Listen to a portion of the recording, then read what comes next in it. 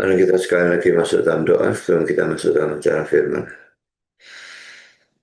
Bapa di surga, kami bersyukur lagi dan memuji Engkau karena dalam kebaktian ini kami kembali mendapatkan kesempatan, kebebasan untuk membaca, mendengar, mempelajari, merenungkan sebagian firman Tuhan. Kami mohon bimbingan-Mu di dalam sepanjang acara ini, baik itu hamba-Mu di dalam menyampaikan, maupun kami semua di dalam mendengarkan. Tolong berikan hamba-Mu kekuatan, jasmani, pikiran, khususnya suara, berikan pengurapan, berikan kata-kata, berikan apapun yang dia butuhkan, supaya seluruh firman dan Injil bisa sampaikan dengan sebaik-baiknya, dengan benar dan dengan sejelas-jelasnya. Dan biarlah semua itu Engkau lengkapi dan bungkus dan kuasa dan pekerjaan rohmu, supaya jangan semua itu keluar dan kembali dengan sia-sia. Tapi biarlah semuanya tertanam, tumbuh berbuah dalam kehidupan kami, itu kemuliaan nama Tuhan. Tolong kami semua di dalam mendengar, berikan kami kesegaran, berikan hati yang terbuka, konsentrasi yang baik dari awal sampai akhir, dan terang secukupnya supaya kami bisa mengerti. Dan setelah kami mengerti, berikan kami ketundukan, jadikan kami bukan sekedar pendengar dan pengerti firman, tapi pelaku dan perangkat firman, bahkan oleh pemberita firman. Kami juga sadar setan pasti bekerja di dalam acara firman. Sekali lagi kami mohon Kau kuatkan menghadapi segala macam godaan dan setan, supaya apapun yang mereka lakukan, firman tetap bisa sampaikan dan diterima dengan sebaik-baiknya untuk kemuliaan Tuhan. Terima kasih Bapa, dalam nama Yesus kami berdoa. Amin.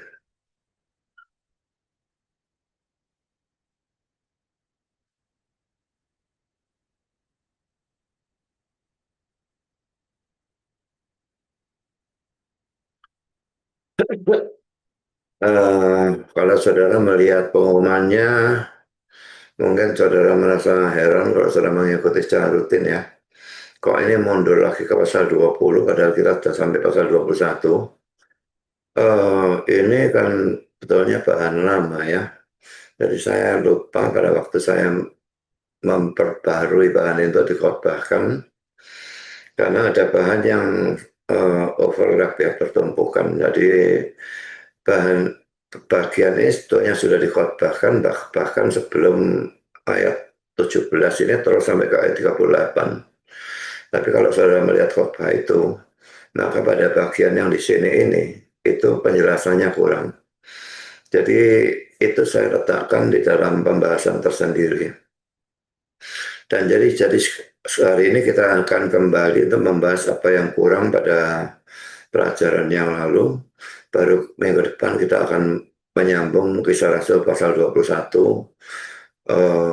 sesuai dengan kesatuannya ya. Jadi sekarang kita kembali pada Kisah Rasul 20 ayat 17 sampai dengan 38. Karena itu ia menyuruh seorang dari Miletus ke Efesus dengan pesan supaya para penatua jemaat datang ke Miletus. Sesudah mereka datang, berkatalah ia kepada mereka, "Kamu tahu bagaimana aku hidup di antara kamu sejak hari pertama aku tiba di Asia ini. Dengan segala rendah hati aku melayani Tuhan. Dalam pelayanan itu aku banyak mencucurkan air mata dan banyak mengalami pencobaan dari pihak orang Yahudi yang mau membunuh aku. Sungguh pun demikian, aku tidak pernah melalaikan apa yang berguna bagi kamu. Semua aku beritakan dan kuajarkan kepada kamu, baik di muka umum maupun dalam perkumpulan-perkumpulan di rumah kamu. Aku senantiasa bersaksi kepada orang-orang Yahudi dan orang-orang Yunani, supaya mereka bertobat pada Allah dan percaya pada Tuhan kita Yesus Kristus. Tetapi sekarang, sebagai tawanan roh, aku pergi ke Yerusalem, dan aku tidak tahu apa yang akan terjadi atas diriku di situ, selain daripada yang dinyatakan Roh Kudus dari kota ke kota kepadaku, bahwa penjara dan samsara menunggu aku. Tapi aku tidak menghiraukan nyawaku sedikit pun, asal saja aku dapat mencapai garis akhir dan menyelesaikan pelayanan yang ditugaskan oleh Tuhan Yesus kepadaku untuk memberi kesaksian tentang Injil kasih karunia Allah. Dan sekarang aku tahu bahwa kamu tidak akan melihat mukaku lagi, kamu sekalian yang telah kukunjungi untuk memberitakan kerajaan Allah. Sebab itu pada hari ini aku bersaksi kepadamu bahwa aku bersih, tidak bersalah terhadap siapapun yang akan binasa. sebab aku tidak lalai memberitakan seluruh maksud Allah kepadamu. Karena itu jagalah dirimu dan jagalah seluruh kawanan, karena kamulah yang ditetapkan Roh Kudus menjadi pendidik untuk menggembalakan jemaat Allah yang diperoleh dengan darahnya sendiri. Aku tahu bahwa sesudah aku pergi, serigala-serigala yang ganas akan masuk ke tengah-tengah kamu dan tidak akan menyayangkan kawanan itu. Bahkan dari antara kamu sendiri akan muncul beberapa orang yang dengan ajaran palsu mereka berusaha menarik murid-murid dari jalan yang benar dan supaya mengikuti mereka. Sebab itu berjaga-jaga dan ingatlah bahwa aku 3 tahun lamanya siang malam dengan tidak tiada berhenti-hentinya menasihati kamu masing-masing dengan mencucurkan air mata. Dan sekarang aku menyerahkan kamu pada Tuhan dan pada firman kasih karunia-Nya yang berkuasa membangun kamu dan menganugerahkan kepada kamu bagian yang ditentukan bagi semua orang yang telah dikuduskannya. Perak atau emas atau pakaian tidak pernah aku ingin dari siapapun juga. Kamu sendiri tahu bahwa dengan tanganku sendiri aku telah bekerja untuk memenuhi keperluanku dan keperluan kawan-kawan seperjalananku.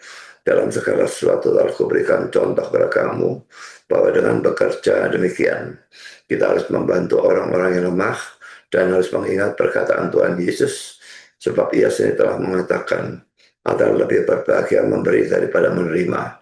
Sesudah mengucapkan kata-kata itu, Paulus berlutut dan berdoa bersama-sama dengan mereka semua. Maka menangislah mereka semua terseduh-seduh dan sambil memeluk Paulus, mereka berulang-ulang mencium dia. Mereka sangat berduka cita, terlebih-lebih karena ia katakan bahwa mereka tidak akan melihat mukanya lagi. Lalu mereka mengantar dia ke kapal. Saudara, pada kali yang lalu kita sudah melihat kehidupan Paulus yang begitu saleh dan pelayanannya yang begitu hebat di Efesus. Tapi semua itu merupakan masa lalu dan sekarang Paulus harus pindah ke tempat yang lain. Pertama-tama saya akan membahas pada waktu dia pindah, dia menyerahkan gereja yang dia layani selama 3 tahun ini ke tangan Tuhannya. Jadi Paulus menyerahkan gereja Efesus. Poin yang pertama, pokoknya Paulus menyerahkan gereja Efesus kepada Tuhan. Ini ada dalam ayat 32. Dan sekarang aku menyerahkan kamu kepada Tuhan dan kepada firman kasih karunia-Nya yang berkuasa membangun kamu dan menganugerahkan kepada kamu bagian yang ditentukan bagi semua orang yang telah dikuduskannya. Saudara, kalau kita melayani orang-orang lain, kita pun bisa mengalami saat di mana kita harus menyerahkan orang-orang itu pada Tuhan. Jadi saya akan memberikan contoh ya. Ya bagi seorang hamba Tuhan seperti saya atau seperti yang lain, bisa kalau kita oleh Tuhan dipindahkan atau ya kalau hamba Tuhannya dipanggil pulang gitu ya, terpaksa dia tidak bisa melayani lagi. Tapi untuk orang awam ya, kalau kita memberitakan Injil kepada seseorang, apalagi kalau itu terjadi di luar kota, sehingga kita tidak akan bisa bertemu lagi dengan dia. Lalu poin B, bagi guru sekolah minggu, kalau anak-anaknya naik ke kelas yang lebih besar, maka dia harus menyerahkan ke tangan guru yang lain yang menangani kelas yang lebih besar itu. Dan ini pendeta tadi saya katakan pendeta yang harus pindah ke tempat yang lain. Nah, dalam keadaan seperti itu, kita harus bisa menyerahkan orang yang tadinya kita layan kepada Tuhan. Kita harus ingat satu hal ini ya, ini satu yang sangat penting ya, bahwa Tuhan dan bukan kita yang adalah gembala yang sebenarnya dari orang itu. Dan kita harus percaya bahwa Tuhan bisa menggembalakan orang itu tanpa menggunakan diri kita. Selama ini dia menggunakan Tuhan menggunakan kita untuk mengembalakan orang-orang itu, tapi dia bisa menggunakan orang lain atau dia bisa menggembalakan sendiri orang-orang itu kalau dia mau.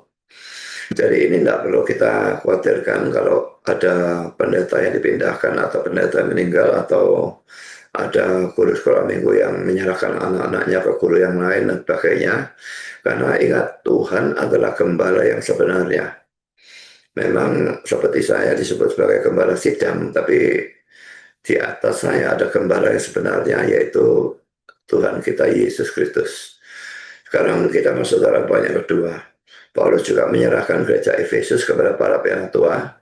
Kita melihat itu dalam ayat 17 dan ayat 28. Dalam ayat 28, Paulus berkata kepada para penatua Efesus itu, kamulah yang ditetapkan Roh Kudus menjadi penilik untuk menggembalakan jemaat Allah. Ini menunjukkan bahwa poin A, Orang yang mau diangkat melayani dalam satu pelayanan tertentu dalam gereja harus menggumulkan lebih dulu apakah pelayanan itu merupakan kehendak Tuhan bagi dia atau tidak. Perhatikan ya, ini ditetapkan Roh Kudus. Jadi tidak bisa semau kita dalam pelayanan itu ya. Saya senang pelayanan A, saya lakukan A, saya senang yang B, saya lakukan B. Kita tidak boleh melakukan seperti itu. Kita harus menggumulkan apakah memang Tuhan menghendaki kita melayani di situ atau tidak. Ya, jangan melayani hanya karena ada orang-orang yang mendesak saudara untuk melakukan pelayanan itu. Ini tentu tidak berarti bahwa kalau kita diminta pelayanan yang lain seperti angkat-angkat kursi dalam gereja, maka kita harus menggumulkan lebih dulu. Nah, kalau pelayanan seperti itu tentu saja bisa langsung kita lakukan. Tapi kalau pelayanan itu berupa suatu jabatan tertentu dalam gereja, seperti majelis pengurus guru sekolah minggu, apalagi sebagai pendeta, kita harus menggumulkannya dengan Tuhan. Apakah itu memang panggilan Tuhan bagi kita atau tidak? Kalau tidak peduli berapa orang yang mendesak saudara, jangan lakukan itu. Lakukan apa yang Tuhan kehendaki untuk saudara bisa melayani. Sekarang poin B. Orang yang mengangkat juga harus mengumpulkan apakah ia mengangkat orang yang dikehendaki Tuhan atau tidak. Mengangkat secara sembarangan adalah sesuatu yang sangat berbahaya. Karena kalau kita ternyata mengangkat seorang serigala yang berburu domba, maka itu akan menjadi sumber bencana yang bisa menghancurkan gereja. Ya, ini terutama mengangkat seorang pendeta, itu tidak bisa sembarangan ya. Jadi mungkin kita bisa sementara minta dia khotbah, dan itu pun tidak bisa satu kali atau dua kali. Karena ini zaman internet, khotbah-khotbah saya pun tersebar, dia bisa saja mengambil khotbah orang lain untuk dikhotbahkan, kelihatannya dia bagus, tapi kalau sudah terima dia sebagai pendeta, tahu-tahu khotbahnya tidak karu-karuan, karena dia buat sendiri. Jadi kita mesti minta dia berkhotbah banyak kali ya, 10 kali atau 20 kali, tidak tahulah selama berapa bulan atau setengah tahun begitu ya, kita jadikan pendeta sementara gitu ya, selama setengah tahun, atau pengkhotbah awam yang sementara setengah tahun, baru kalau memang kita lihat selama setengah tahun tuh dia punya kestabilan di dalam bagusnya khotbahnya, maka baru kita bisa angkat dia menjadi pendeta atau gembala sidang dan sebagainya. Jadi serigala berburu domba ini banyak sekali. Matius 7 ayat yang ke-15 saya bacakan ya. Waspada terhadap nabi-nabi palsu yang datang kepadamu dengan menyamar seperti domba, tetapi sesungguhnya mereka adalah serigala yang buas. Karena itu saudara, sekali lagi saya tekankan ya, jangan mengangkat sembarang orang, asal comot saja orang ya. Biasanya kalau dalam rapat ya, butuh seseorang untuk menangani pelayanan A, katakanlah ya. Lalu satu orang usul, oh si B saja untuk melayani pelayanan A itu. Semua langsung setuju, bukan karena mereka menganggap si B itu cocok untuk pelayanan A, tapi karena pokoknya bukan aku. Jadi setuju, nah supaya B yang melayani bukan dia, karena dia sendiri tidak punya beban pelayanan. Nah ini orang yang tidak niat semacam demikian memang tidak perlu pelayanan sudah ya. Jadi saudara janganlah mengangkat sembarang orang, apalagi itu menduduki posisi penting dalam gereja. Majelis ini penting ya, karena majelis itu kalau dalam apalagi dalam gereja Presbyterian yang menentukan arah dari gereja itu kan bukan hanya pendeta, tetapi majelis. Jadi majelis itu sekumpulan orang menjadi penguasa atas gereja lokal itu. Jadi mereka yang membimbing, mengarahkan, karena majelis itu harus orang-orang yang rohani sebetulnya. Nah, bisa majelis adalah orang sembarangan, tidak karu-karuan ya. Juga guru sekolah minggu, ini sesuatu pelayanan yang kelihatannya remeh, tetapi penting sekali. Karena anak-anak itu nanti akan menjadi besar dan menjadi pengganti generasi yang sekarang ini. Nah, kalau guru sekolah minggunya tidak karu-karuan, anaknya semua kacau balau imannya, atau bahkan sesat, maka kita mendapatkan generasi baru yang sesat. Dan ini apalagi pendeta ya, ini tentu saja tidak perlu dijelaskan, sudah tahu kalau pendetanya kacau balau ya seluruh jemaatnya kacau balau juga. Poin C, saudara, dalam mengembalakan domba-dombanya, Tuhan biasanya menggunakan manusia sebagai alatnya. Ini menyebabkan saudara harus mau digembalakan, dalam arti diarahkan, dipimpin, dinasihati, bahkan ditegur oleh manusia yang memang dipilih Allah untuk menjadi gembala. Janganlah menjadi domba yang sombong, yang hanya mau digembalakan oleh Tuhan sendiri. Memang ada orang-orang ini tertentu ya, yang kepinginnya langsung gitu ya.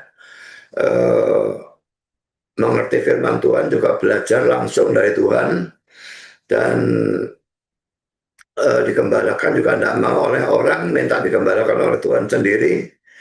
Tuhan menggembalakan melalui orang, ya.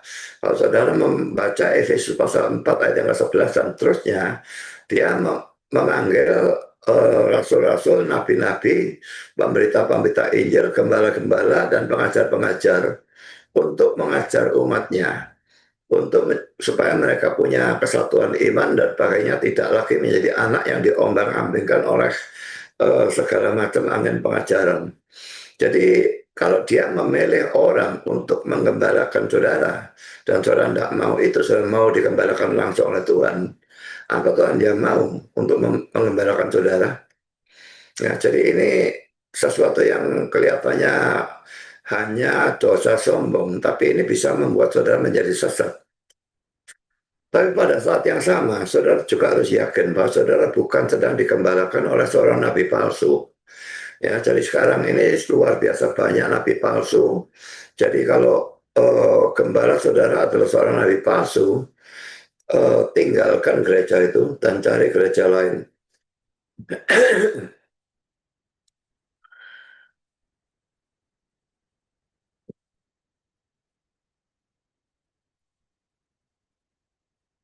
Sekarang kita masuk dalam poin yang ketiga. Sekalipun Paulus sudah menyerahkan gereja Efesus pada Tuhan dan kepada para penatua Efesus, itu tidak berarti bahwa ia lepas tangan secara total terhadap gereja Efesus. Kasih dan beban pelayanannya yang besar menyebabkan ia tetap berusaha melakukan hal-hal yang bisa dia lakukan untuk mereka. Poin pertama, poin A, ia berdoa untuk mereka. Saudara, doa ini sesuatu yang luar biasa penting sebetulnya ya. Jadi kalau saudara tidak punya pelayanan di dalam gereja, tapi saudara rajin mendoakan gereja saudara, itu sesuatu yang penting. Doakan pendeta saudara, doakan majelis saudara, doakan guru-guru sekolah minggu di gereja saudara, doakan semua jemaat yang lain, jemaat yang tidak datang dan sebagainya. Kalau saudara bisa melakukan pelayanan doa seperti itu, ini sangat-sangat berguna bagi gereja itu. Jadi saudara, dia berdoa untuk mereka. Dia tidak bisa lagi melayani mereka, tapi dia bisa berdoa untuk mereka. Dan ini bukan hanya ia lakukan pada saat akan berpisah dengan mereka, tapi juga setelah itu. Kita lihat di dalam ayat yang ke-36, sesudah mengucapkan kata-kata itu, Paulus berlutut dan berdoa bersama-sama dengan mereka semua. Dan ia bukan hanya kadang-kadang saja mendoakan mereka, tapi terus-menerus mendoakan mereka. Saya tidak tahu Paulus itu berdoa satu hari berapa jam ya, tidak pernah diberikan datanya di dalam Alkitab. Tapi setahu saya Martin Luther itu setiap pagi dia berdoa minimum 3 jam. Dan saya tidak habis pikir bagaimana orang bisa doa 3 jam tiap hari. Dia jelas punya ketekunan yang luar biasa di dalam berdoa. Belajar firman saya itu bisa panjang, khususnya pada waktu masih muda ya. Bisa sampai 5 atau 6 jam, karena belajar firman itu aktif ya. Tapi berdoa, sepanjang hidup saya maksimum berdoa itu setengah jam, tidak bisa lebih. Lebih dari itu bisa pikirannya pergi kemana-mana, sudah tidak karu-karuan bisa. Ya karena itu kan apa ya, doa itu boleh dikatakan pasif kalau dibandingkan dengan belajar firman. Saya ngambil buku, ngambil ini, ngambil itu, apa segala macam itu, dan belajar ini, ambil buku yang lain, lihat kamus, itu keaktifan seperti itu, oh, bagi saya sih jauh lebih menyenangkan daripada berdoa. Doa itu jelas sesuatu yang sangat-sangat penting ya. Jadi dia bukan hanya kadang-kadang saja mendoakan mereka, tapi terus-menerus ya. Sayang tidak ada data bahwa berapa lama dia berdoa setiap hari ya. Tapi kalau saya tadi katakan Martin Luther 3 jam hanya pada pagi hari ya. Dan dia mengatakan kalau dia gagal berdoa 3 jam di dalam pagi hari, hari itu merupakan hari yang gagal bagi dia. Ya, dia seorang tokoh reformasi, maka tentu saja yang didoakan itu sangat-sangat banyak ya. Bahkan mungkin pihak musuh-musuhnya didoakan supaya bisa bertobat dan sebagainya. Dan musuhnya dia sangat banyak. Juga orang-orang yang dia layani, orang-orang yang sudah bertobat, dia pasti doakan. Jadi tidak heran ya kalau dia berdoa sampai 3 jam itu. Tapi kok kuat, itu yang saya heran ya. Kalau bahannya untuk 3 jam, jelas itu gampang saja, bahannya banyak sekali. Tetapi bagaimana orang satu ini kuat berdoa 3 jam sehari, ini betul-betul sesuatu yang luar biasa. Dan saya kira dalam sejarah gereja jarang ada tandingannya. Tidak pernah diceritakan tentang Calvin berdoa berapa jam ya. Hanya pada pagi hari. Sekarang saya bacakan ayat-ayat ini ya. Efesus 1 ayat 16-18. Aku pun tidak berhenti mengucap syukur karena kamu, dan aku selalu mengingat kamu dalam doaku dan meminta kepada Allah Tuhan kita Yesus Kristus, yaitu Bapa yang mulia itu, supaya ia memberikan kepadamu roh hikmat dan wahyu untuk mengenal dia dengan benar, dan supaya ia menjadikan mata hatimu terang, agar kamu mengerti pengharapan apakah yang terkandung dalam panggilannya, betapa kayanya kemuliaan bagian yang ditentukannya bagi orang-orang kudus, dan betapa hebat kuasanya bagi kita yang percaya sesuai dengan kekuatan kuasanya. Lalu kita lihat Efesus 3 ayat 16-19. Aku berdoa supaya ia menurut kekayaan kemuliaannya menguatkan dan meneguhkan kamu oleh rohnya di dalam batinmu, sehingga oleh imanmu Kristus diam di dalam hatimu dan kamu berakar serta berdasar di dalam kasih. Aku berdoa supaya kamu bersama-sama dengan segala orang kudus dapat memahami betapa lebarnya dan panjangnya dan tingginya dan dalamnya kasih Kristus, dan dapat mengenal kasih itu sekalipun ia melampaui segala pengetahuan. Aku berdoa supaya kamu dipenuhi di dalam seluruh kepenuhan Allah. Jadi saudara ingat ya, banyak gereja yang didirikan oleh Paulus. Banyak orang yang dilayani oleh dia sehingga mereka bertobat. Dan dia selalu mendoakan mereka satu persatu. Ini pasti membutuhkan waktu sangat banyak di dalam berdoa. Saya lanjutkan dengan poin B. Dia memberikan firman Tuhan, nasihat atau teguran dan sebagainya kepada mereka. Dan itu dikenal dengan surat Efesus ya. Penerapannya, setelah saudara menyerahkan orang yang saudara ini kepada Tuhan atau orang lain, apa yang saudara lakukan untuk orang itu? Saudara tetap berdoa bagi mereka, menulis surat kepada mereka, mengunjungi mereka, atau saudara sama sekali tidak peduli kepada mereka lagi. Itu sekarang bukan tanggung jawab saya lagi, tanggung jawab dia. Tanggung jawab saya orang yang sedang saya layani, yang itu aku udah urus. Nah ini tidak niat dalam pelayanan sebetulnya ya. Jadi memang sekarang ini sudah tidak ada perlunya nulis surat ya, karena adanya WA dan sebagainya, adanya hal-hal yang canggih dalam bisa berhubungan sampai ke luar negeri dan sebagainya hanya dengan WA. Semua itu gampang sekali. Tapi berdoa bagi mereka, ini sesuatu yang sukar sekali untuk dilakukan. Ini sangat tidak gampang ya. Mendoakan orang yang sudah tidak kita temui lagi, tapi dulu pernah kita temui dan sudah kita tinggalkan. Tetap mendoakan dia itu sesuatu yang sama sekali tidak gampang. Ya, mengunjungi kalau memang bisa mengunjungi itu sesuatu yang bagus ya. Tapi kalau tidak peduli lagi pada mereka, ini sesuatu yang sangat buruk. Sekarang saya lanjutkan dengan poin yang kedua, tugas para penatua Efesus berjaga-jaga. Poin A, alasan untuk berjaga-jaga. Pertama, jemaat atau gereja diperoleh oleh Allah dengan darah ya. Ayat 28. Dan jagalah dirimu dan jagalah seluruh kawanan, karena kamulah yang ditetapkan Roh Kudus menjadi penilik untuk menggembalakan jemaat Allah yang diperoleh dengan darahnya sendiri. Kata anak ini sebetulnya tidak ada ya, tidak tahu muncul dari mana ini, Tapi jelas ini sebetulnya tidak ada, jadi saya coret. Jadi sebetulnya jemaat Allah yang diperolehnya dengan darahnya sendiri. Ini saya jelaskan di sini, poin A. Kata-kata darah anaknya dalam ayat 28 ini salah terjemahan. Dalam RSV itu juga sama salahnya ya. Diperolehnya dengan darah anaknya sendiri. Ya ini juga sama salahnya. Makanya saya berulang kali heran kenapa RSV dan Kitab Suci Indonesia ini bisa punya kesalahan yang sama persis. Kalau benar sama persis itu tidak ada masalah. Tapi kalau sama persis salahnya, ini salah satu nyontek dari yang lain. Dan tidak mungkin RSV nyontek dari Indonesia. Mestinya Indonesia yang ambil dari RSV.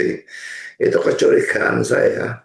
Jadi mereka mungkin tidak menerjemahkan, tapi banyak mengambil dari RSV. Tetapi RSV memberikan footnote atau catatan kami sebagai berikut. With the blood of his own, atau with his own blood, dengan darahnya sendiri. Jadi RSV sekalipun menerjemahkan salah, tapi catatan kakinya ini benar. Lalu NASB, NIV, dan King James, he purchased atau bought atau had purchased with his own blood. Ia telah membeli dengan darahnya sendiri, tidak ada kata anak ya. Tetapi kalau kata anak dibuang, maka kata darahnya berarti darah Allah. Nah, istilah anak ini bisa dijelaskan sebagai berikut ya. Dalam kitab suci, ada ayat-ayat yang menyebut Kristus dengan sebutan atau gelar ilahi, tetapi menggunakan predikat yang hanya cocok untuk hakikat manusianya. Saya berikan contoh ya. 1 Korintus 28, tidak ada dari penguasa dunia ini yang mengenalnya, sebab kalau sekiranya mereka mengenalnya, mereka tidak menyalibkan Tuhan yang mulia. Nah ini seringkali dipakai untuk serangan dari orang-orang muslim kepada kita. Kalau dalam TikTok itu, dalam debat itu seringkali yang Yesus itu kan kita akui Yesus sebagai Allah dan manusia. Lalu yang disalibkan itu ya Allahnya atau manusianya. Nah kenapa di sini dikatakan menyalibkan Tuhan yang mulia? Nah makanya penjelasan ini penting sekali. Kalau enggak kita enggak akan bisa jawab pertanyaan dia. Jadi saudara, ayat ini menggunakan sebutan atau gelar ilahi, yaitu Tuhan yang mulia, dalam bahasa Inggris the Lord of Glory. Tetapi menggunakan predikat menyalibkan, yang sebetulnya hanya cocok untuk kayak manusia Yesus. Karena Allah itu tidak mungkin disalibkan. Allahnya itu roh. Bagaimana menyalibkan roh? Jadi saudara, menyalibkan Tuhan yang mulia, ini termasuk di dalam kelompok pertama ini, menggunakan gelar ilahi yaitu Lord of Glory, tetapi menggunakan predikat menyalibkan yang cocoknya untuk hakikat manusia. Kalau saya berikan contoh kedua, 1 Yohanes 1 ayat 1. Apa yang telah ada sejak semula, yang telah kami dengar, yang telah kami lihat dengan mata kami, yang telah kami saksikan, dan yang telah kami raba dengan tangan kami, tentang firman hidup, itulah yang kami tuliskan kepada kamu. Dari semua yang warna merah, itu cocoknya untuk ilahinya ya. Di sini firman hidup ini jelas menunjuk pada logos di dalam Yohanes 1 ayat 1, dan itu menunjuk pada keilahiannya. Jadi yang ayat ini menggunakan sebutan atau gelar ilahi atau firman atau logos, tapi menggunakan predikat. Telah kami lihat dengan mata kami, dan telah kami saksikan, dan yang telah kami raba dengan tangan kami. Dan ini sebetulnya hanya cocok untuk hakikat manusia Yesus. Contoh ketiga, Kisah Rasul 20-28 yang kita pelajari saat ini, yang dalam terjemahan NIV berbunyi, jemaat atau gereja Allah yang ia beli dengan darahnya sendiri. Jadi laki-laki yang merah ini cocoknya untuk ilahinya ya. Jadi ayat ini menggunakan sebutan untuk gelar ilahi yaitu Allah, tetapi predikatnya berbicara tentang darah yang sebetulnya hanya cocok untuk hakikat manusia Yesus. Tetapi jadi saya sudah membicarakan ayat-ayat kelompok pertama. Sekarang kelompok sebaliknya ya.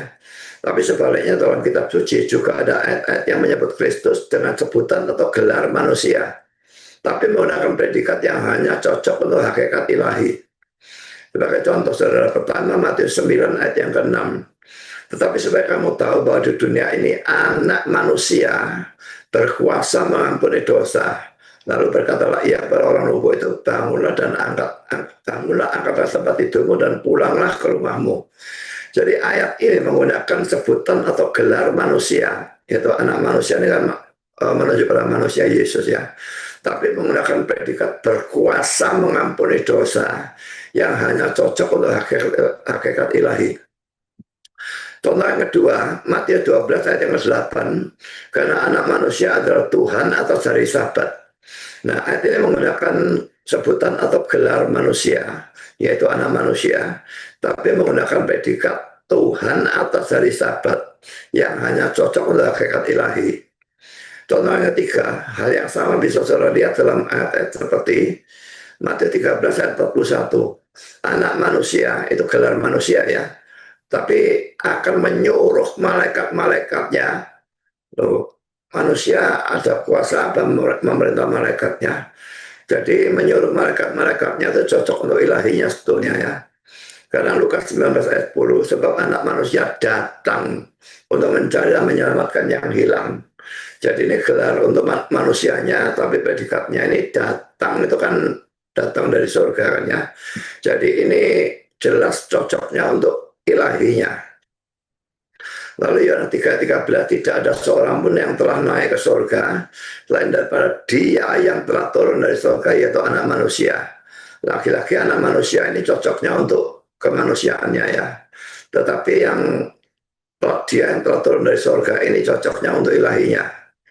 Lalu Yohanes 6 ayat 62, dan bagaimanakah jikalau kamu melihat anak manusia naik ke tempat di mana ia sebelumnya berada. Jadi anak manusia ini menunjuk pada kemanusiaannya, subjeknya, tapi predikatnya cocoknya untuk hakikat ilahinya. Lalu 1 Korintus 15 ayat 47b, manusia pertama Adam ya berasal dari debu tanah dan bersifat jasmani. Manusia kedua ini Yesus jelas ya, berasal dari sorga. Jadi berasal dari sorga ini cocoknya untuk hakikat ilahinya. Nah sekarang saudara, ada dua kelompok ayat yang sudah saya jelaskan itu. Karena pertanyaannya, mengapa kitab suci melakukan hal ini? Calvin menjawab sebagai berikut. Dan mereka itu maksudnya kitab-kitab suci ya, atau scriptures untuk jamak. Begitu sungguh-sungguh mewujudkan kesatuan dari dua hakikat yang ada di dalam Kristus, sehingga kadang-kadang menukar atau membolak-balik mereka. Ya, jadi dibolak-balik begitu ya. Cocoknya, subjeknya cocok untuk manusia, tapi predikatnya cocok untuk ilahinya, dan sebaliknya. Itu tujuannya menunjukkan atau mewujudkan kesatuan dari dua hakikat ilahi dan manusia yang ada dalam Kristus. Dan karena itu untuk menunjukkan hal itu, maka dua-dua ini kadang-kadang dibolak-balik. Lalu ini komentar Calvin yang kedua. Karena orang yang sama, sebetulnya bukan orang ya, same one. Saya tidak bisa menerjemahkan one ini apa. Karena saya berikan orang tapi dalam tanda petik. Karena orang yang sama antara Allah dan manusia, demi kesatuan dari kedua hakikat, yang memberikan kepada yang satu apa yang termasuk pada yang lain. Memang kalau kita misalnya debat dengan Muslim ya, dan kita mesti menjelaskan sepanjang ini, biasanya dia tidak akan mau dengar. Jadi ini hanya bisa mungkin digunakan kalau debat betul-betul debat resmi dengan waktu yang seperti kalau saya debat dengan Don Litan dan sebagainya itu masing-masing waktunya 1,5 jam. Nah itu bisa baru memberikan ini. Dan kalau mau menyingkat waktu, contohnya berikan masing-masing satu saja, tidak usah 3 contoh seperti ini. Lalu ini contohnya banyak sekali, tidak perlu. Ya, tapi setidaknya kita tahu penjelasannya dan bisa menjelaskan itu sesuatu yang sangat penting. Karena poin B, untuk kata-kata jemaat Allah dalam ayat 28 ini, terdapat sebuah problem teks. Karena manuskrip bahasa Yunani terbagi menjadi 3 golongan. Golongan pertama menuliskan the Church of God, kalau diterjemahkan ke Inggris ya, gereja atau jemaat Allah. Yang kedua, menuliskan the Church of the Lord, gereja atau jemaat Tuhan. Yang ketiga, menuliskan the Church of the Lord and God, gereja atau jemaat Tuhan dan Allah. Kata-kata dari manuskrip golongan ketiga ini biasanya tidak diperhitungkan karena tidak didukung oleh manuskrip yang kuno. Sekalipun ada orang yang setuju dengan manuskrip golongan kedua, tetapi mayoritas penafsir setuju dengan manuskrip golongan pertama. Golongan pertama itu berarti the Church of God ya, yaitu jemaat Allah ya. ChatGPT juga setuju dengan golongan pertama. Alasannya, poin A ini didukung oleh manuskrip yang paling kuno. Sekalipun ada yang pro kontra tentang hal ini ya. Lalu ingat bahwa teks kitab yang asli yang disebut autograf itu sudah tidak ada. Yang ada hanyalah kopi-kopi atau salinan-salinan yang disebut manuskrip. Makin kuno suatu manuskrip tentu makin mendekati aslinya sehingga lebih bisa dipercaya. Lalu poin B, mengapa harus dipilih ini? Ini merupakan bacaan yang lebih sukar. Kalau seorang memilih terjemahan atau manuskrip yang menuliskan The Church of the Lord, gereja atau jemaat Tuhan, maka ayat itu berbunyi untuk mengembalikan gereja atau jemaat Tuhan yang diperolehnya dengan darahnya sendiri.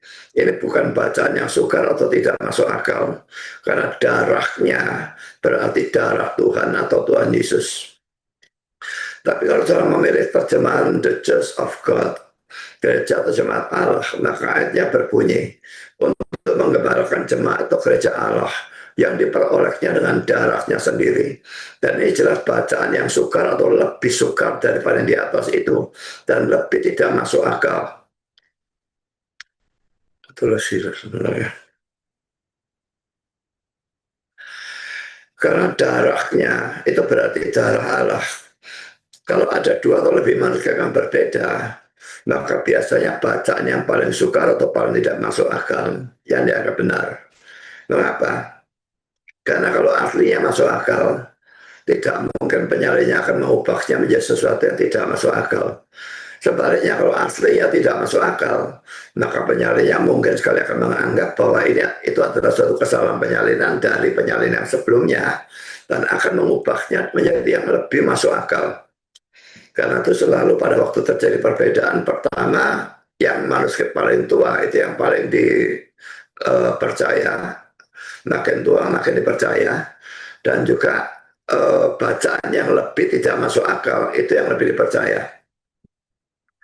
Poin C sekarang, dalam tulisan Paulus istilah The Church of God atau gereja atau jemaat Allah muncul 7 kali di dalam ayat ini. Saya tidak akan tuliskan semuanya. Dan bentuk jamaknya yaitu The Churches of God, gereja-gereja atau jemaat-jemaat Allah, muncul 3 kali, dan ini ayat-ayatnya. Dan istilah The Church of the Living God, gereja atau jemaat Allah yang hidup, muncul 1 kali dalam ini ayatnya. Saya tidak akan tuliskan ayatnya, saya bisa baca sendiri ya. Sebaliknya saudara, istilah The Church of the Lord atau gereja atau jemaat Tuhan tidak pernah muncul 1 kali pun dalam tulisan Paulus, bahkan tidak pernah ada dalam seluruh perjanjian baru. Jadi saudara, karena itulah maka dipilih manuskrip yang menuliskan The Church of God ya. Kalau memang The Church of God merupakan bacaan yang benar, maka jelas bahwa ayat 28 itu menunjukkan pengakuan Paulus bahwa Yesus adalah Allah sendiri. Dan karena itu bagi saya memang kisah Rasul 28 ini merupakan ayat yang mendukung kepercayaan kita bahwa Yesus adalah Allah sendiri. Karena poin C, dari ayat ini kita juga bisa melihat bahwa gereja atau jemaat adalah milik Allah, bukan milik pendeta. Ya, jemaat gereja Allah ya, jadi punyanya Allah gitu kan ya. Kita sering mendengar cerita tentang seorang pendeta yang punya jemaat yang pindah ke gereja lain, dan pendeta itulah menjadi marah pada pendeta gereja lain itu dan menuduhnya mencuri dombanya. Ini sesuatu yang menggelikan dan tidak seharusnya terjadi. Karena sebetulnya tidak ada pendeta punya domba. Domba bukan milik pendeta, tapi milik Allah.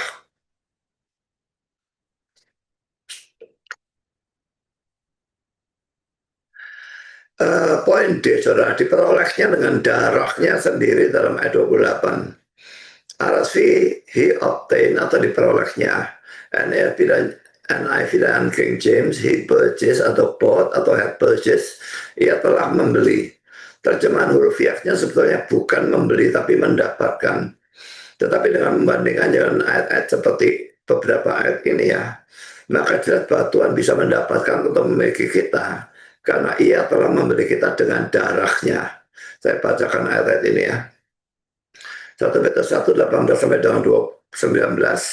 Sebab kamu tahu bahwa kamu telah ditebus dari cara hidupmu yang sia-sia, yang kamu waris dari nenek moyangmu itu, bukan dengan barang yang fana, bukan pula dengan perak atau emas, melainkan dengan darah yang mahal, yaitu darah Kristus yang sama seperti darah anak domba yang tak bernoda dan tak bercacat.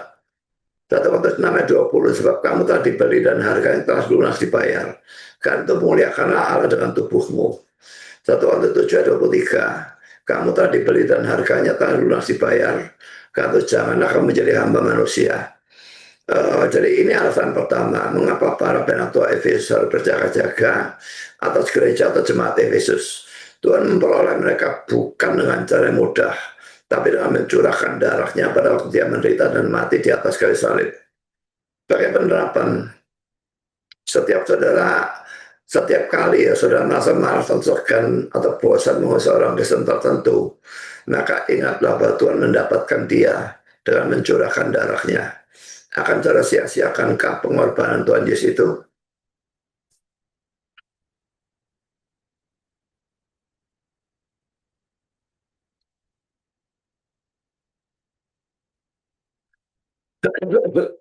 Poin kedua, Paulus bekerja selama 3 tahun dalam ayat 31.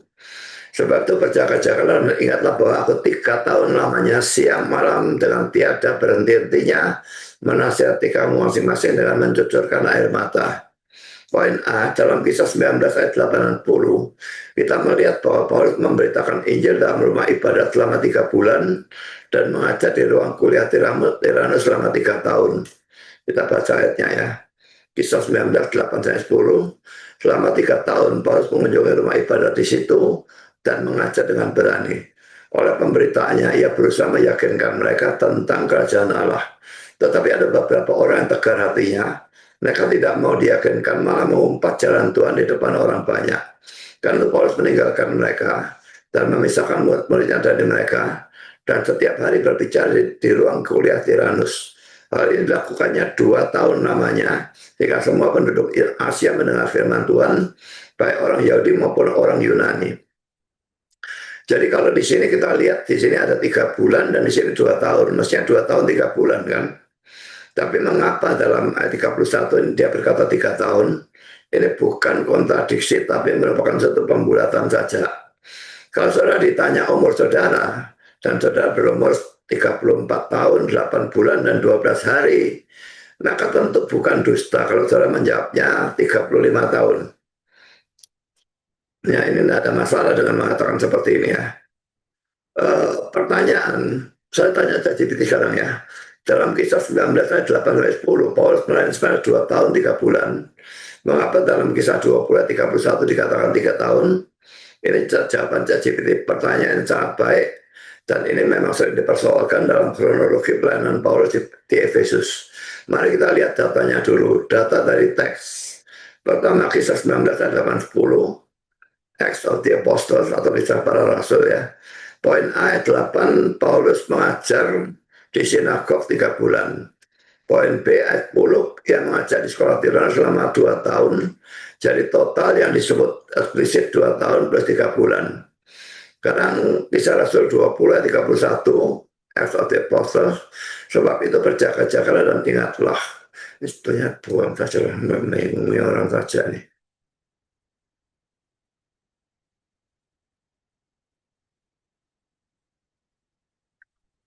Sebab itu berjaga-jagalah dan ingatlah bahwa aku 3 tahun lamanya siang malam dengan tiada berhenti-hentinya menasihati kamu masing-masing dengan mencucurkan air mata. Di sini Paulus mengatakan 3 tahun. Lalu apakah ini kontradiksi? Tidak. Ada beberapa penjelasan yang sangat wajar. Pertama, pembulatan angka ini paling sederhana. Dalam dunia kuno, angka sering dibulatkan. 2 tahun 3 bulan bisa dengan mudah disebut 3 tahun dalam percakapan retoris. Apalagi dalam pidato pastoral sebagai Kisah Rasul 20. Paulus tidak sedang memberi laporan kronologis teknis, tapi berbicara secara emosional kepada para penatua. Contoh pembulatan seperti ini sangat umum dalam Alkitab dan literatur Yunani Romawi. Poin kedua, bisa jadi memang lebih lama dari 2 tahun 3 bulan. Kisah 19 hanya menyebut poin A 3 bulan di sinagog, poin B 2 tahun di sekolah Tiranus. Tapi tidak dikatakan bahwa pertama, Paulus langsung tiba dan langsung masuk sinagog hari pertama. Kedua, atau langsung berhenti tepat di angka 2 tahun. Ada kemungkinan poin A waktu kedatangan awal, dan poin B masa transisi, poin C masa kerusuhan Demetrius, dan poin D waktu sesudah sebelum ia berangkat. Jika semua dihitung, totalnya bisa mendekati 3 tahun penuh. Poin ketiga, cara menghitung inklusif, cara semitik. Dalam cara hitung Ibrani sebagian tahun dihitung sebagai 1 tahun. Biasanya memang sebagian dari 1 hari dihitung sebagai 1 hari penuh ya. Tapi Yesus itu mati hari Jumat jam 3 siang. Jadi hari Jumatnya itu sebetulnya cuma 3 jam, sebagian dari hari Jumat. Tapi itu dihitung seluruh hari Jumat, itu cara mereka menghitung memangnya. Lalu Sabtunya sepenuhnya 24 jam, lalu mulai Sabtu sore jam 6 sore itu sudah masuk minggu ya. Sampai minggu dini hari, itu paling-paling sekitar 10 atau 11 jam. Jadi kalau dihitung total, Yesus itu cuma mati selama 37 atau 38 jam. Tapi tetap dikatakan 3 hari 3 malam. Tapi saya baru tahu ini kalau itu dilakukan juga untuk suatu tahun. Kan tadi itu berlaku untuk suatu hari ya, sebagian dari 1 hari dianggap sebagai 1 hari penuh. Tapi ini ternyata diberlakukan untuk tahun ya. Ini misalnya tahun pertama beberapa bulan, ini dianggap sebagai 1 tahun. Tahun kedua ini penuh 1 tahun, dan poin C tahun ketiga beberapa bulan lagi. Jadi yang beberapa bulan ini dianggap sebagai 1 tahun, ini juga dianggap sebagai 1 tahun, maka tiganya ini dianggap sebagai 3 tahun. Jadi ini sudah bisa disebut 3 tahun. Model ini sangat umum dalam Alkitab. Misalnya dalam kitab Kisah Raja-Raja. Lalu poin keempat, nuansa retoris dan pastoral. Dalam Kisah Rasul 20, Paulus sedang poin A, memberi peringatan terakhir. Poin B, berbicara dengan emosi. Poin C, menekankan intensitas pelayanannya. 3 tahun siang malam adalah ekspresi yang menekankan lamanya dedikasi, bukan laporan kronologis presisi astronomis. Kesimpulan, tidak ada kontradiksi. Kemungkinan terbesar adalah kombinasi dari pembulatan angka, perhitungan inklusif, atau tambahan waktu yang tidak dirinci dalam pasal 19. Secara historis dan tekstual ini sangat wajar. Sekarang kita lanjutkan ya. Poin B, tujuan Paulus menceritakan kehidupannya dan kerja kerasnya dalam ayat 18-35 adalah supaya pertama, mereka meniru atau meneladani dia. Kita baca 35. Dalam segala sesuatu telah kuberikan contoh kepada kamu bahwa dengan bekerja demikian kita harus membantu orang-orang yang lemah dan harus mengingat perkataan Tuhan Yesus. Ini hanya poin A-nya, jadi saya tidak usah baca semuanya. Poin kedua, mereka tidak menyanyiakan jemaat yang ia dapatkan dengan susah payah, tapi mau menjaga mereka dengan sungguh-sungguh. Ayat 31, sebab itu berjaga-jagalah dan ingatlah, aku 3 tahun lamanya siang malam dengan tiada berhenti-hentinya menasihati kamu masing-masing dengan mencucurkan air mata. Saya berikan ilustrasi ya. Dalam bahasa Inggris ada pepatah yang berbunyi, easy come, easy go. Yang berarti kalau mendapatkannya caranya gampang, maka melepaskannya atau membawanya juga gampang. Ya, kalau orang cari duitnya itu gampang gitu ya. Lalu dia hambur-hamburnya juga gampang.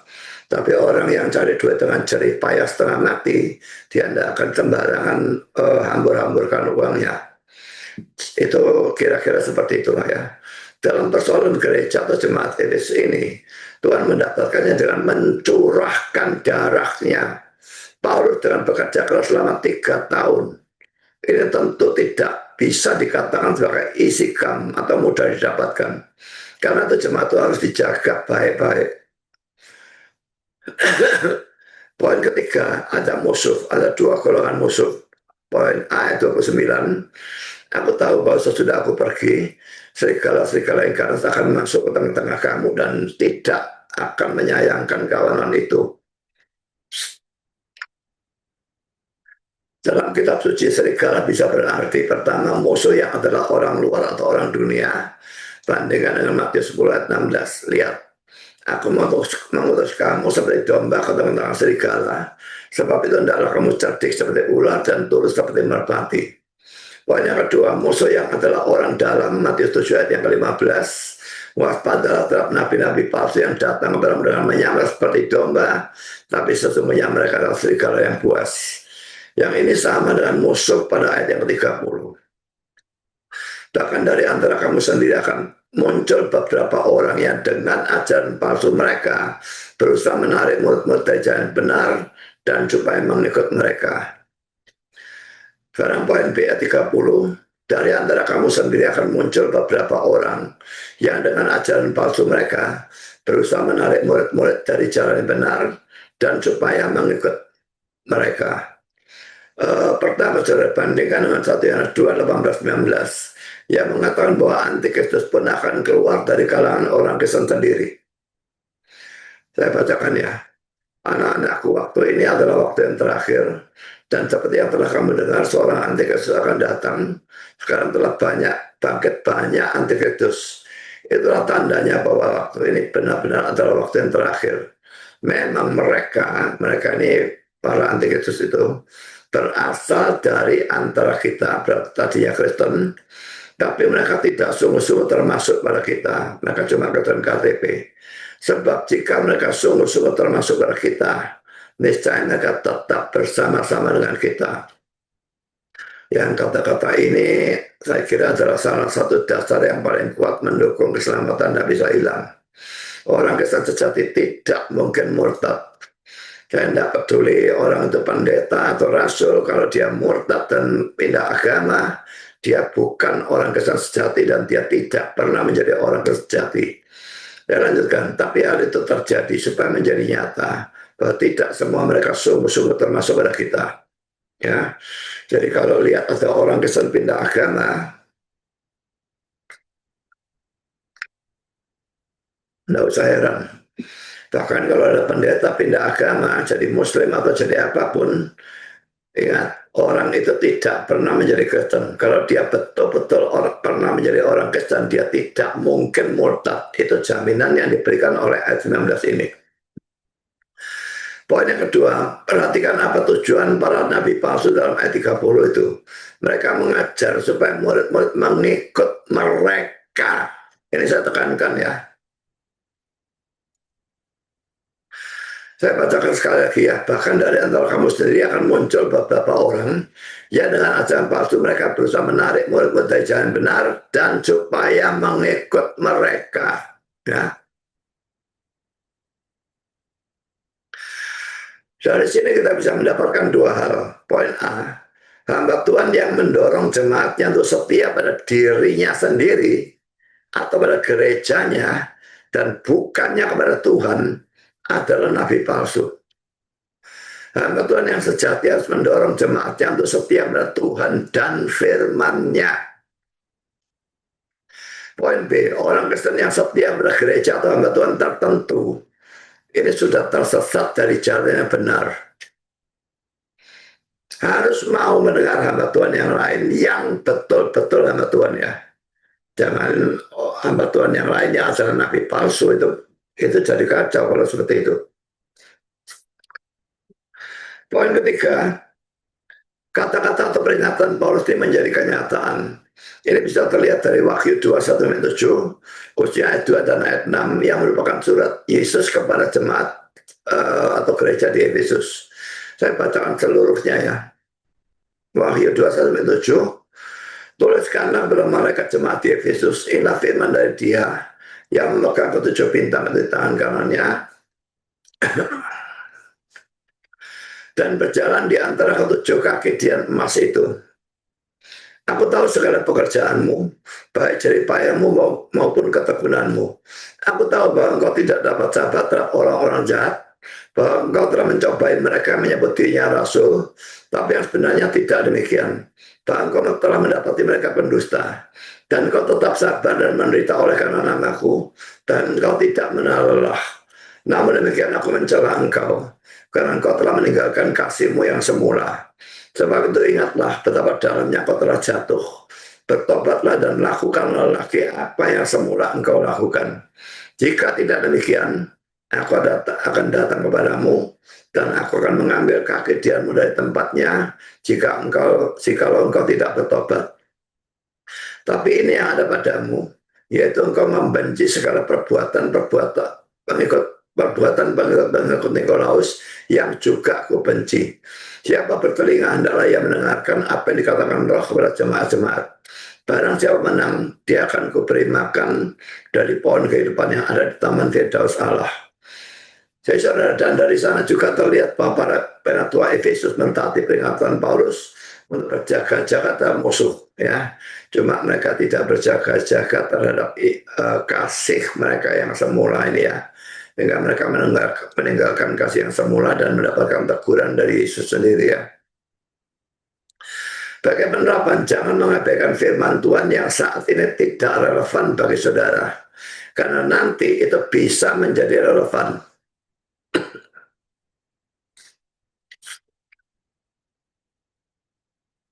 Dulu kalau saya saat teduh itu, ya, kadang-kadang saya mendapatkan perintah, pokoknya teksnya, ayatnya tentang hormat kepada orang tua dan sebagainya.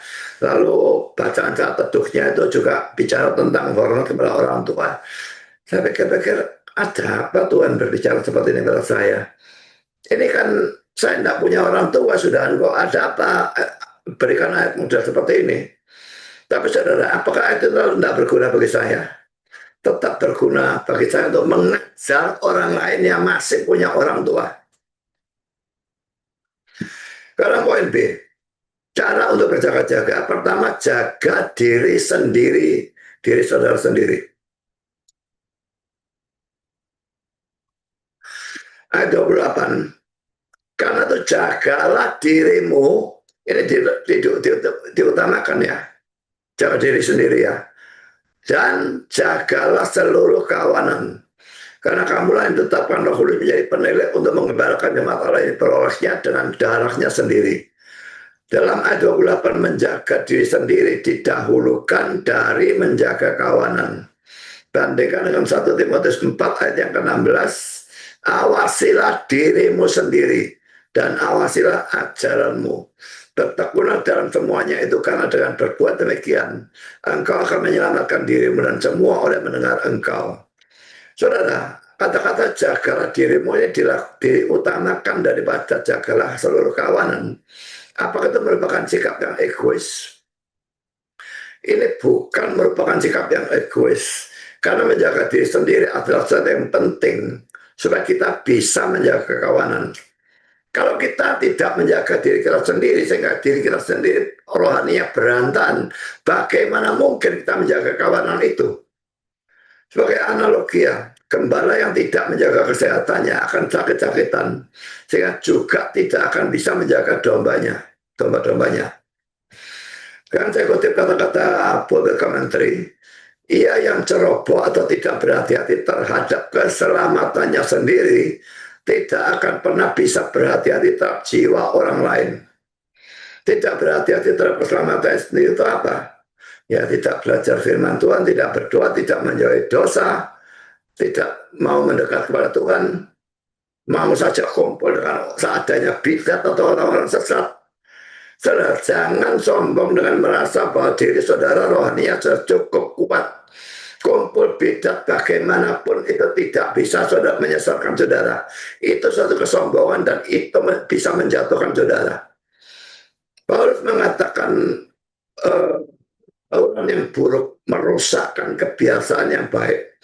Bukan cuma kebiasaan biasa, tapi kerohanian pun bisa dirusak kalau kita kumpul terus-menerus dengan bidat-bidat. Tentu kita perlu kumpul dengan mereka untuk menginjili mereka, dan bukan untuk dipengaruhi oleh ajaran sesat mereka, ya. Selanjutnya saya berikan penerapan, kalau ada retreat atau KKR dan sebagainya, ada banyak pengurus yang menjadi seperti Marta dalam Lukas 10 ayat 38-42. Saya akan bacakan, ketika Yesus dan murid-muridnya dalam perjalanan tibalah ia di sebuah kampung. Seorang perempuan yang bernama Marta menerima dia di rumahnya. Perempuan itu mempunyai seorang saudara yang bernama Maria. Maria duduk dekat kaki Tuhan dan terus mendengarkan perkataannya. Sedangkan Marta sibuk sekali melayani. Ia mendekati Yesus dan berkata, Tuhan, tidakkah engkau peduli bahwa saudaraku membiarkan aku melayani seorang diri? Suruhlah dia membantu aku. Tapi Tuhan menjawabnya, Marta, Marta, engkau khawatir dan menyusahkan diri dengan banyak perkara. Tapi hanya satu saja yang perlu. Maria telah memilih bagian yang terbaik yang tidak akan diambil daripadanya. Kembali kepada bagian ini ya, kalau ada acara rohani ya, retreat KKR atau apapun ya, pasti ada banyak pengurus kan ya, atau ada camp dan sebagainya. Nah, banyak pengurus di dalam acara itu, dan saya melihat dengan mata saya kepala sendiri banyak kali dulu. Orang-orang yang jadi pengurus itu kan melayani, saudara ya. Tapi karena sibuknya mereka melakukan pelayanan, mereka tidak mendengarkan ajar firman Tuhan yang ada dalam retret KKR dan sebagainya itu. Nah, ini sama sekali salah. Saudara, melayani itu bagus, tapi tidak bisa lalu dilakukan dengan mengabaikan firman Tuhan yang diberitakan dalam retret atau KKR itu.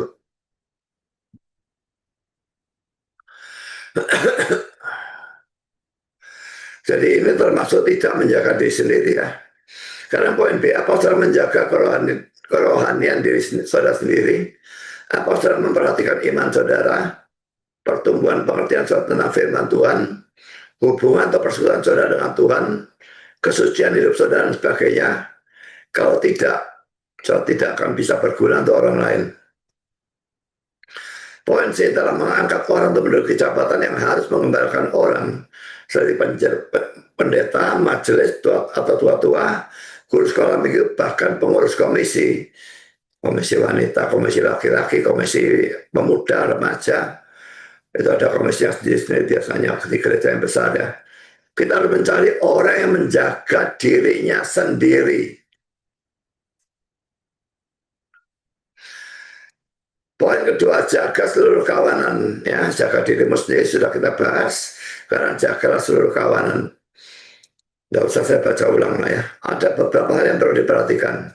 Poin A, majelis atau pengurus harus mengenal jemaat. Karena bagaimana bisa menjaga kalau tidak kenal? Karena sebetulnya majelis atau pengurus juga harus berusaha mengenal jemaat dengan cara mendekati mereka sebelum atau sesudah kebaktian atau PA. Tapi ya PA sekarang dilakukan melalui Zoom, tentu saja tidak bisa mengunjungi rumah mereka dan sebagainya. Tapi sebaliknya jemaat juga harus mau didekati oleh majelis atau pengurus.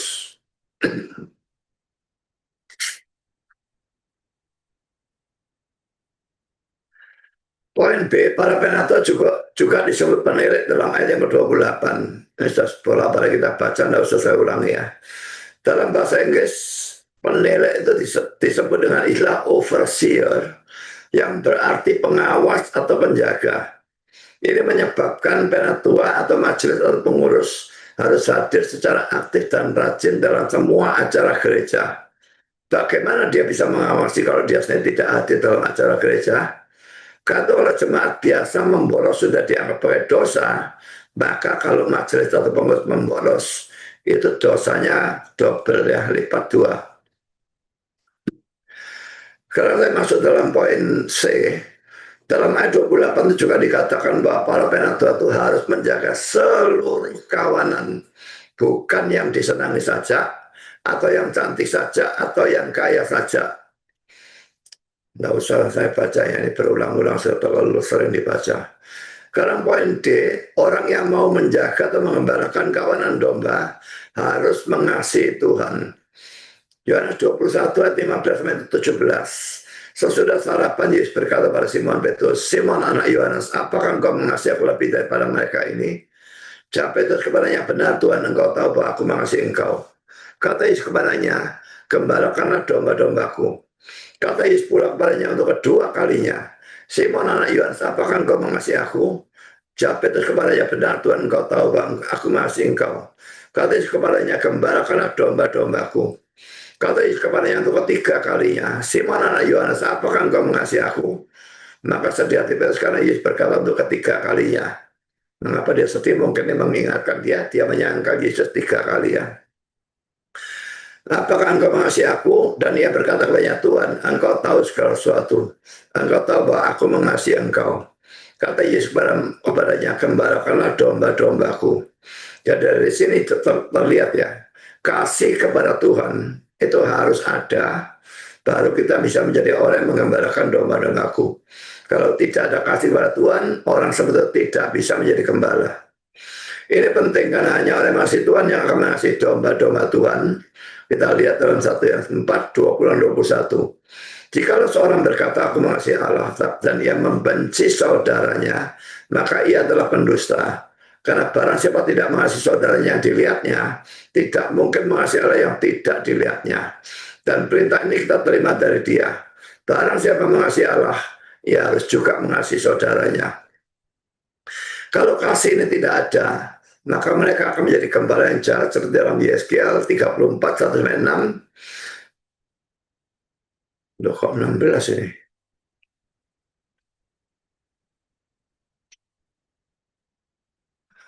Ini mestinya 6 atau 16, saya tidak tahu. Nanti saya cek lah ya. Atau menjadi orang upaan seperti dalam Yohanes 10, 12, dan 13. Saya bacakan ya. Yeskiel 34, 1-6, lalu datang firman Tuhan kepadaku, hai anak manusia, bernubuatlah melawan gembala-gembala Israel, bernubuatlah dan katakanlah kepada mereka, kepada gembala-gembala itu, bagilah firman Tuhan Allah, celakalah gembala-gembala Israel yang menggembalakan dirinya sendiri. Bukankah domba-domba yang seharusnya digembalakan oleh gembala-gembala itu, kamu menikmati susunya, dan bulunya kamu buat pakaian, yang kamu sembelih, tapi domba-domba itu sendiri tidak kamu gembalakan. Yang lemah tidak kamu kuatkan, yang sakit tidak kamu obati, yang luka tidak kamu balut, yang tersesat tidak kamu bawa pulang, yang hilang tidak kamu cari, melainkan kamu injak-injak mereka dengan kekerasan dan kekejaman. Dengan demikian mereka berserak, oleh karena gembala tidak ada, dan mereka menjadi makanan bagi segala binatang di hutan. Domba-dombaku berserak dan tersesat di semua gunung, dari semua bukit yang tinggi. Ya, di seluruh tanah itu domba-dombaku berserak, tanpa seorang pun yang memperhatikan atau yang mencarinya. Oleh sebab itu, hai gembala-gembala, dengarkanlah firman Tuhan. Demi aku yang hidup, demikianlah firman Tuhan Allah. Sesungguhnya oleh karena domba-dombaku menjadi mangsa dan menjadi makanan bagi segala binatang di hutan, lantaran yang mengembalakannya tidak ada. Oleh sebab gembala-gembalaku tidak memperhatikan domba-dombaku, melainkan mereka itu mengembalakan dia sendiri, tetapi domba-dombaku tidak digembalakannya. Oleh karena itu, hai gembala-gembala, dengarlah firman Tuhan, bagilah firman Tuhan Allah. Aku sendiri akan menjadi lawan gembala-gembala itu, dan aku akan menuntut kembali domba-dombaku dari mereka, dan aku memberhentikan mereka mengembalakan domba-dombaku. Gembala-gembala itu tidak akan terus lagi membalakan diri sendiri. Aku akan melepaskan domba-dombaku dari mulut mereka, sehingga tidak terus lagi menjadi makanannya. Sebab beginilah firman Tuhan Allah, dengan sesungguhnya aku sendiri akan memperhatikan domba-dombaku dan akan mencarinya. Seperti seorang gembala mencari dombanya pada waktu domba itu terterai dari kawanan dombanya, begitu aku akan mencari domba-dombaku, dan aku akan menyelamatkan mereka dari segala tempat kemana mereka diserahkan pada hari berkabut dan hari kegelapan. Aku akan membawa mereka keluar dari tengah-tengah bangsa-bangsa dan mengumpulkan mereka dari negeri-negeri dan membawa mereka ke tanahnya. Aku akan mengembalakan mereka di atas gunung-gunung Israel, di alur-alur sungainya, dan di semua tempat kediaman orang di tanah itu. Di padang rumput yang baik akan kugembalakan mereka, dan di atas gunung-gunung Israel yang tinggi di seluruh tempat pengembalaannya.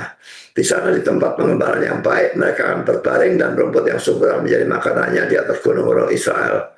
Aku sendiri akan mengembalakan domba-dombaku, dan aku akan membiarkan mereka berbaring. Demikian firman Tuhan Allah. Yang hilang akan kucari, yang tersesat akan kubawa pulang, yang luka akan kubalut, yang sakit akan kukuatkan, tetapi yang gemuk dan yang kuat akan kulindungi, akan mengembalakan mereka sebagaimana seharusnya. Mungkin ini ayat 6 seharusnya, saudara ya. Karena ayat 7-nya berbicara, mulai ayat 7 sudah berbicara tentang Allah yang mengembalakan. Saya ya, ini 1-6 memang ya. Lalu saudara, ya 10 ayat 13, sedangkan seorang upahnya bukan gembala, Dan yang bukan pemilik domba-domba itu sendiri, ketika melihat serigala datang meninggalkan domba-domba itu lalu lari, sehingga serigala itu menerkam dan mencerai-beraikan domba-domba itu. Ia lari karena ia seorang upah dan tidak memperhatikan domba-domba itu. Pendeta yang jadi pendeta hanya karena upah, hanya karena duit, itu adalah pendeta yang tidak peduli pada domba-dombanya.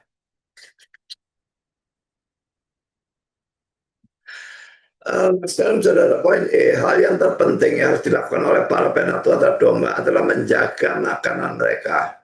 Ini mencakup dua hal. Pertama, melindungi mereka dari makanan yang salah, yaitu ajaran yang sesat atau salah. Ini bisa dilakukan dengan menjaga mimbar, supaya nabi-nabi palsu jangan sampai berkhotbah di situ. Ini juga bisa dilakukan dengan membahas ajaran atau praktek sesat atau salah yang sedang populer, seperti misalnya ya, ajaran teologi kemakmuran, ajaran bahwa kitab suci bukan firman Tuhan, ini ajaran liberalnya. Poin ketiga, anggapan bahwa ia adalah salah satu jalan ke surga, ini juga ajaran liberal. Poin D, ajaran mengatakan bahwa orang yang menerima Yesus harus muntah-muntah, ini biasanya dalam kalangan karismatik. Poin E, ajaran mengatakan bahwa orang yang menerima Roh Kudus harus berbahasa roh. Poin F, ajaran mengatakan bahwa orang harus sembuh dari penyakit. Poin G, tenaga dalam yang dikatakan sebagai sesuatu yang berasal dari manusia dan merupakan secara ilmiah. Jadi ajaran seperti ini kelihatannya remeh, tetapi ini tetap bisa menyesatkan. Jadi kalau tadi negatifnya ya harus dijaga domba-dombanya dari ajaran yang salah atau sesat. Sekarang positifnya harus memberikan mereka makanan yang baik, yaitu firman Tuhan. Ayat 32. Dan sekarang aku menyerahkan kamu kepada Tuhan dan kepada firman kasih karunia-Nya yang berkuasa membangun kamu dan menganugerahkan kepada kamu bagian yang ditentukan bagi semua orang yang telah dikuduskannya. Dalam ayat 32 dikatakan bahwa firman Tuhan itu berkuasa membangun kamu. Sebetulnya kata-kata yang ditujukan pada Tuhan, bukan pada firman Tuhan. Ternyata dari kata-kata selanjutnya dalam ayat 32 itu yang berbunyi, dan menganugerahkan kepada kamu bagian yang ditentukan bagi semua orang yang tadi kuduskannya. Ini jelas menurut Tuhan, bukan pada firman Tuhan. Dan karena itu kuasa membangun itu juga ditujukan pada Tuhan, bukan pada firman Tuhan. Tapi bagaimanapun juga Tuhan membangun iman kita dengan menggunakan firman-Nya. Karena itu kalau saudara tidak mau mendengar firman Tuhan, dengarnya malas-malasan dan sebagainya, melamun, ngomong-ngomong, maka iman saudara tidak bakal maju, saudara ya. Jadi karena Tuhan membangun kita dengan menggunakan firman-Nya. Dan kan itu para penatua harus berusaha supaya jemaat mendapatkan firman Tuhan yang baik. Para penatua tidak boleh sembarangan saja memilih pengkhotbah, tapi harus memilih pengkhotbah yang sebaik mungkin. Ada gereja-gereja yang memilih pengkhotbah itu pokoknya yang disenangi banyak orang. Yang penting banyak orang datang. Dan ujung-ujungnya kalau banyak orang datang, banyak duit masuk. Ini lagi-lagi gereja yang sesat, saudara ya. Gereja yang benar akan pilih hamba Tuhan yang benar untuk berkhotbah. Tidak peduli disenangi orang atau tidak disenangi orang. Kalau dia sendiri mengajar secara benar, jemaatnya akan menjadi Kristen dan mereka akan merindu firman Tuhan yang benar. Mereka pasti akan senang diajar oleh hamba Tuhan yang benar. Mereka bahkan tidak akan senang, mereka akan jengkel kalau yang diundang adalah nabi palsu. Jadi ada dua hal di atas ini ya, yang negatif ataupun positif. Positif dua-duanya harus sama-sama dilakukan. Ada hamba Tuhan yang melakukan hal yang pertama saja, dalam khotbah atau ajarannya mereka terus-menerus membicarakan ajaran atau praktek yang sesat atau salah, tapi tidak mengajarkan firman Tuhan yang benar. Ini akan menyebabkan jemaatnya tahu apa yang salah, tetapi tidak tahu apa yang benar. Saudara, harus ada keseimbangan. Kita mengajarkan yang benar saja tanpa mengajarkan ajaran sesat, itu sesatnya di mana dan sebagainya. Itu juga kurang, karena pada waktu mereka bertemu dengan para penyesat, mereka nanti tidak tahu.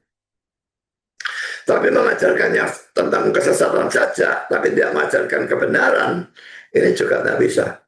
Dua-duanya harusnya diajarkan.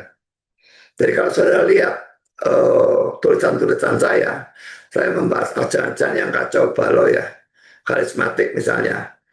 Memang tidak semua, karena karisma itu tidak seragam, tapi ada banyak yang kacau balau, khususnya dalam persoalan pasar dan sebagainya.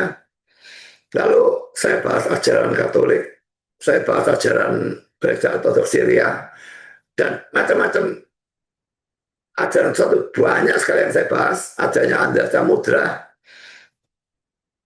penginjilan dalam dunia orang mati, dan macam-macam hal yang seperti itu. Tapi seperti sekarang ini, saya membahas ajaran yang benar. Jadi saudara dapat ajaran yang salah dan tahu bagaimana menangani yang salah ini, saya juga dapat ajaran yang benar, sehingga tahu apa kebenaran itu. Dua-duanya harus diajarkan. Sebaliknya ada hamba Tuhan yang hanya melakukan yang kedua saja. Dia memang mengajarkan firman Tuhan, tapi tidak pernah mau membicarakan kesalahan atau ajaran atau praktek dari gereja atau hamba Tuhan lain dengan alasan bahwa itu tidak kasih, melanggar etika, menghakimi, menyebabkan perpecahan, gegeran, dan sebagainya. Cara ini sama sekali salah. Kalau dia tidak mengajarkan, justru dia tidak kasih kepada jemaatnya. Karena pada waktu jemaatnya ketemu dengan orang-orang sesat itu, jemaatnya bisa disesatkan sehingga mereka terhilang. Ya, jadi ini sudah saya katakan tadi ya, saya ulangi ya, tapi ini akan menyebabkan jemaat yang sudah tersesat pada waktu mereka mendengar ajaran yang sesat atau salah. Karena para nabi palsu itu bisa memberikan ayat kitab sebagai dasar dari ajaran dan praktek mereka, dan jemaatnya tidak tahu di mana letak kesalahan penafsirannya. Karena sebagai kesimpulan, saudara, dalam waktu 3 tahun dalam gereja Efesus sudah ada orang-orang yang bisa memikul tanggung jawab atas gereja itu. Mereka jelas sudah dewasa dalam iman, sehingga mereka bukan hanya minta dilayani, tapi mereka bahkan bisa dan mau melayani. Bagaimana saudara? Apa saudara terus menjadi bayi Kristen yang harus terus dilayani, sekalipun saudara sudah bertahun-tahun ikut Tuhan? Maukah saudara berusaha untuk bertumbuh dalam iman, melalui belajar firman, berdoa, dan sebagainya, sehingga bisa menjadi seperti mereka? Kiranya Tuhan memberkati saudara. Amin.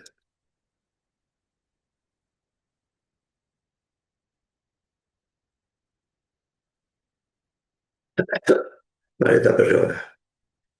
Bapak di surga, terima kasih kami sudah boleh belajar sebagian firman Tuhan, dan kami sudah bisa mengerti pembahasan ayat-ayat tentang